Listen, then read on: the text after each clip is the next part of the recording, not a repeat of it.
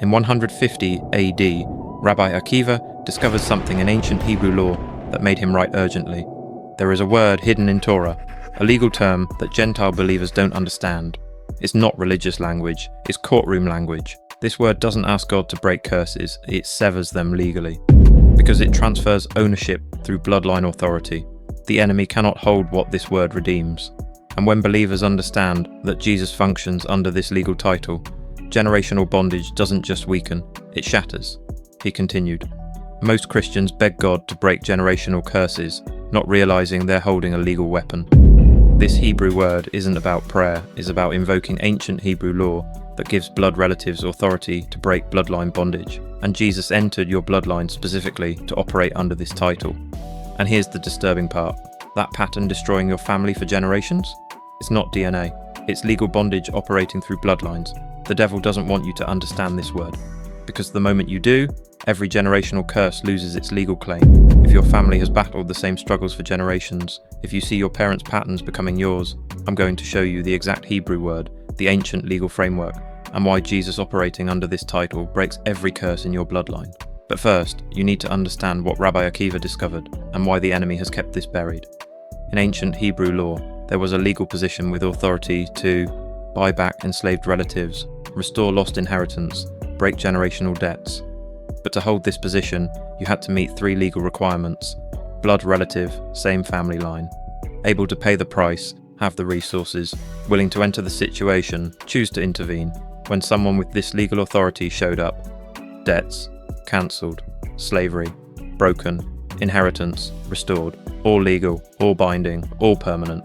The Book of Ruth, this legal framework in action. Naomi loses everything, husband dead, son's dead, poverty curse, no future. Then Boaz shows up claiming this legal title, Ruth 4:9. Today you are witnesses that I have bought all the property, I maintain the name. Poverty curse, broken, lost inheritance, restored, legal redemption through bloodline authority. The Hebrew word for this legal position is Ga'al. English Bibles translate it redeemer, but that's too soft. Ga'al means kinsman redeemer, blood relative with legal authority to break generational bondage. It's not religious language, it's courtroom language. Here's what most Christians miss. Jesus is your Ga'al. He didn't just die for sins, he entered your bloodline to legally function as your kinsman redeemer. Galatians 4:4-5. God sent his son, born of a woman, to redeem those under the law. Born of a woman. Why does Paul emphasize this? Because to be a Ga'al, you must be a blood relative. Jesus entered the human bloodline, so he could legally qualify as Ga'al. Hebrews 2:14-17. He too shared in their humanity. For this reason, he had to be made like them. Had to be. Legal requirement. Jesus became human to meet the legal requirements of Ga'al. All 3 requirements met. Jesus legally functions as your Ga'al, which means every curse in your family line, Jesus has legal authority to break it. Because he's in your bloodline now. Declare this with me now. Jesus, you are my Ga'al. You entered my bloodline. You met every legal requirement, every generational curse, broken, every bloodline, bondage, severed. My family line is redeemed. Addiction, Ga'al broke it. Poverty, Ga'al broke it. Abuse, Ga'al broke it. I am no longer under generational curse. I am under kinsman redemption. In Jesus' name. Say it out loud. Because this isn't hope, it's legal authority. Your Ga'al entered your bloodline and paid the price. The curse is broken, the case is closed.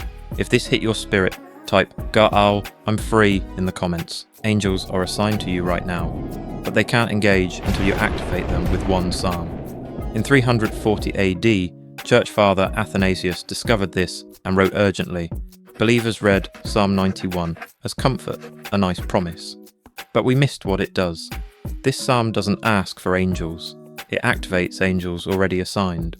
When believers speak this with understanding, angels go from standby to combat, and the enemy has buried this for 2,000 years. And here's the disturbing part. You've read this psalm as comfort, never realizing it's an activation code for angelic warfare. The devil doesn't want you to speak this, because the moment you do, angels shift from standby to active engagement. I'm going to show you the psalm, the Hebrew activation framework, and why speaking it deploys angels into battle. The psalm is Psalm 91. Whoever dwells in the shelter of the Most High will rest in the shadow of the Almighty. Dwells, Yeshab. To remain, abide, take permanent residence. not visits occasionally. Constant relationship with God. When you yashab, you activate what comes next. For he will command his angels concerning you to guard you in all your ways. He will command, tzava, commission, give orders with authority. God doesn't suggest, he commands angels. But this is conditional on verse 1. If you dwell, then he commands his angels. Concerning you, literally over you. Angels are assigned, positioned, stationed, not randomly helping, posted on assignment, waiting for activation. To guard, Shema, guard with military force.